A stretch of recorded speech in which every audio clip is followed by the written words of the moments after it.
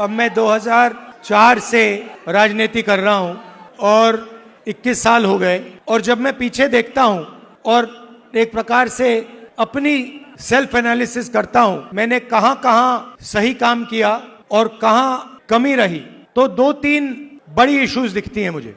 जमीन अधिग्रहण बिल किया, मनरेगा किया, भोजन का अधिकार किया, ट्राइबल बिल, न्यामगिरी की लड़ाई लड़ी, ये काम मैंने सही किया। अगर मैं थोड़ा पीछे को देखता हूं तो मुझे एक बात बिल्कुल क्लियर दिखती है कि एक चीज में मेरी कमी रही थी। क्या थी? जो ओबीसी वर्ग है उसका जिस प्रकार से मुझे प्रोटेक्शन करना था मैंने नहीं किया। मेरी रिग्रेट क्या है कि अगर मुझे आपकी हिस्ट्री के बारे में, आपकी इश्यूज के बारे में थोड़ा सा भी ज्यादा मालूम होता, मैं तभी जाति जनगणना करा देता।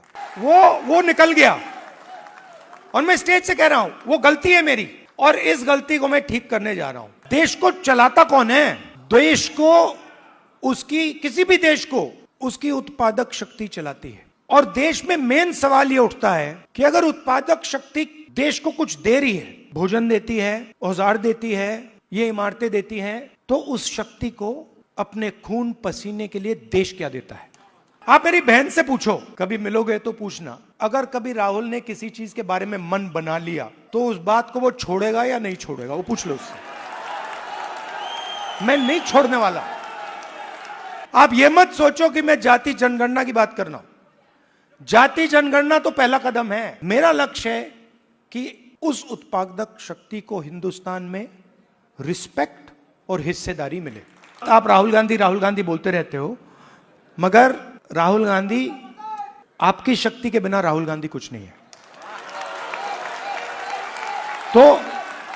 तो मेरा काम आपकी शक्ति को अलाइन करने का है।